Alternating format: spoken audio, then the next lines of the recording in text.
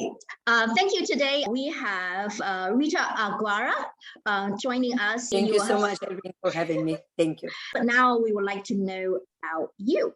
So I know that you are already a world-class adjudicator and, Blackpool finalist, two-time U.S. National Dance Championship co-organizer for King's Ball and International Grand Balls events. And I want to get to know you. And the first thing I always said, how do you start dancing? Well, it's kind of interesting story, I think. So I was born in Soviet Union. I was born in Belarus. Now it's a separate country in Minsk, Belarus. And from the very early age, I was very drawn to any activity that was including movement and the music. So I did not know about ballroom dancing back in the days, but we lived about 5 minutes away from the theater of opera and ballet theater. So my mom started taking us for ballet very early on, very, very early. As long as I remember myself, we would go to ballet all the time throughout the season. And so I did I loved doing this. I loved figure skating. I loved gymnastics. And the reality of Soviet Union was literally a little bit, I call it black and white, like everything was gray, everything was no color. And for me, those, rare moments when you see this beautiful, ballerinas and gymnasts and music and color, that was like my dream. It was the world where I would go and the world would have colors and gorgeous people. So I started doing gymnastics, rhythmical gymnastics, at 7 years old. And then, but I'm a very competitive person and I was not a very slim little girl. So, I wasn't very slim now. Yeah, working on it. But I did not achieve very high results in gymnastics. I actually, interestingly, started judging little gymnastic competitions when I was 13 years old. So people recognized very early on that, my brain is very structured and I was able to offer some help to my coaches. But I realized that by myself, I won't be successful. So at 13 years old, I decided to stop because I wasn't progressing as much as I wanted. And it was at the end of the school year, and school ends in the end of May in Soviet Union. So during the pioneer camp, and I would go to pioneer camp every summer for 2 months. It's a sleepaway camp. One of our teachers there, or instructors in the pioneer camp, was a karate instructor. So I started doing karate. My God, my mom had heart attack. She said to me, over my dead body, my Jewish girl is gonna be a karate, fighter. So, and I loved it. It was, all choreography involved and everything. She said no. And then she went to the business trip to Lithuania, to Vilnius. And she came back and she said to me, I know what you're going to be doing. And I was like, yeah, right. She goes, you're going to be ballroom dancing. And she took me to the studio, which her co-worker suggested. It was a young couple in Minsk that started their own studio. It was their first year.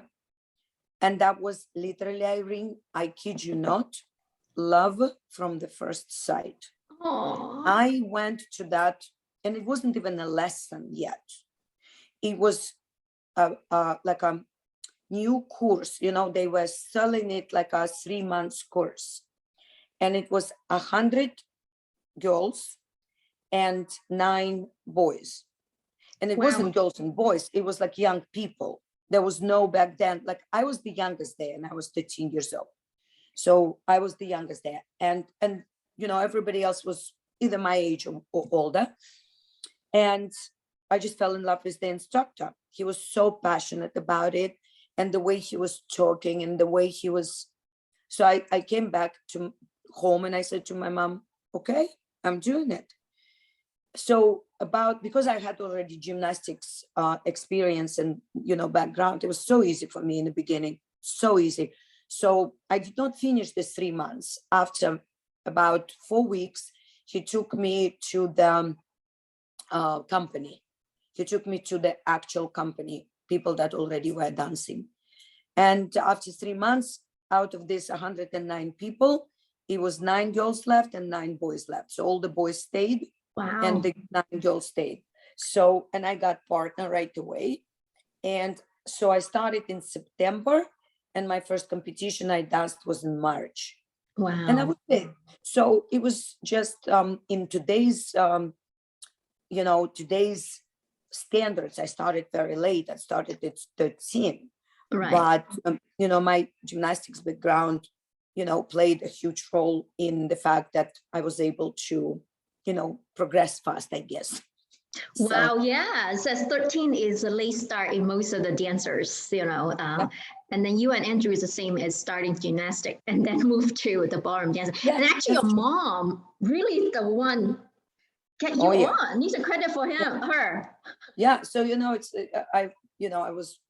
I was unfortunate to lose my father at 3 years old, and my mom and my grandma, it was the family of 4 women. My mom, my grandma, and me and my sister. And, my mom and my grandmother were the biggest, cheerleaders of ours. And my sister is only a year and a half younger than me. And I remember my grandma she did not miss one competition that was held in Minsk. She would go every single one of them. And she's so funny. She used to say, I would give first places to everybody. I don't know. She was like, how are the judges doing it? She always had such a hard time, with the fact that everybody's trying so hard. I would give all of them first places. It was so cute. I see your grandmother. I want to know her already. Oh, yeah. That's so sweet. Very special. I was very lucky to have amazing female role model. Yeah, I think all winners have good supportive systems, to be there, cheer for us. So I'm so touched already. That's so wonderful. So this is my amazing story. I always love how you get started ballroom. That journey is so amazing. Now tell me some, what is your best and worst experience in your journey? Well, that's an interesting thing. Of course, for myself, I'm a very late career. Like I the real career where I really learned who I am today as a dancer. I was lucky and unlucky. I came to this country after, I was born in Soviet Union, as I said. Then I immigrated to Israel for 9 years. I lived in Israel in my 20s. And then in my early 30s, I came to United States. And that's when I really started learning ballroom, because before that it was 20 years of huge enthusiasm and not much knowledge. So, I was so hungry and I was so pressed with time, because when you start in your 30s, when I started in America the year Charlotte Jorgensen have retired, or Eugene Katzman retired. So they stopped at 33. I started my career at 33 proudly. So yes, I so cheer for you. Yes. So I was very focused, and so like laser focused on, I knew my time is limited. So of course my biggest ever joy and achievement, what made me so proud of us and our achievement, was making Blackpool final, Rising Star final. Right. And finishing fourth in Blackpool Rising Star, and just being the last 6 couples standing, one of the last 6 couples. It's an unbelievable feeling. So being there in this legendary ballroom with this legendary people sitting on the front row and just cheering for you and being judged by the legends, and that was for sure a highlight of my career, making the finals in UK, making the finals at International, Rising Star. It was something that I, as a young girl, starting to dance at 13 in Soviet Union and learning routines on a video. And because Europe and Soviet Union had different system, PAL and SICAM, we would get the video, but we won't get the sound. So we would learn the routines and we would imagine the counts. So things like this we did. So for me, being in that final and knowing what you're doing and, you know, knowing all those legends that we just kind of, oh my God, you know, Michael and Vicky Barr, we were like absolutely fascinated with them, and them becoming my teachers and my friends. It's something that I absolutely cherish. And then the worst experience, okay, oh well, we all do have it. You know, one of our big part of our you know, career was we did a lot of show dances, and that's where we are second in the world with classic show dance, and, you know, 2 times undefeated United States national champions with our, you know, robot routine. But before robot, we had another wonderful routine that Talat Tarsinov did for us. It was based on musical Chicago. So guess what? I wore the wig that was this bob way before I cut my hair this way. So I wore a wig because I was the Roxy Hart, right? And one of the moments of the routine was when Gary drops me down, right? It was right in them. So the routine is 4 minutes long. So it was about 1.5 minutes into the routine.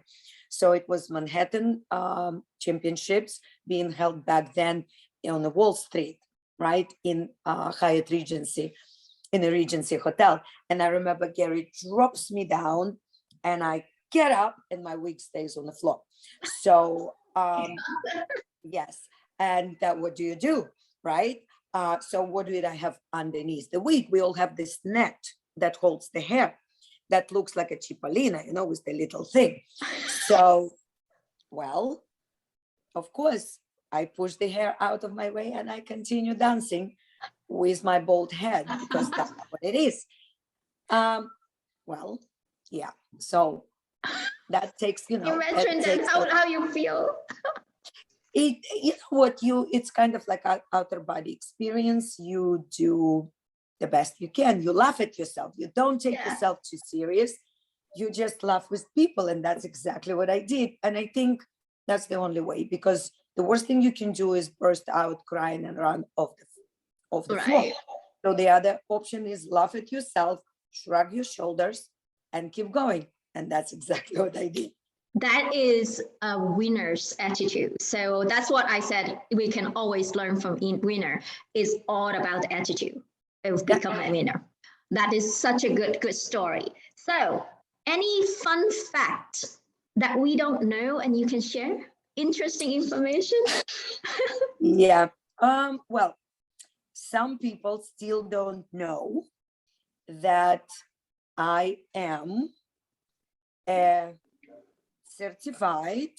What? I am a certified mathematical teacher. I'm a teacher of mathematics. I have MA mathematics. So I used to work in high school, teach math. So I have my serious side as well. So that's one of the facts that people don't know. I probably am the only really certified teacher that with the higher education in our industry. So wow, my son's love math. So he's love math. So maybe now I can introduce him to you. Right. Please trust me. 22 years ago, when I immigrated to this country, I said, when math started interrupting with my dancing, math had to go. And that's what happened. And that's what happened. Yeah, well, living in Israel, it was probably the most busy woman I have ever been. I had two full-time careers. I was teaching math in high school, in one of the high schools in Ashdod, Israel, for, like every day from 7:20 in the morning till 2:30 in the afternoon. And then I would drop everything and run to teach ballroom and dance myself and go and perform after. That is great. Thank you so much. That's a wonderful story. Thank you. We get to know you a little bit more. Thank you for your time. I hope you find this video useful, and please give me a thumbs up and click the subscribe button to subscribe to my channel. And click the little bell button as well, so when I have a new video comes out, you will be notified.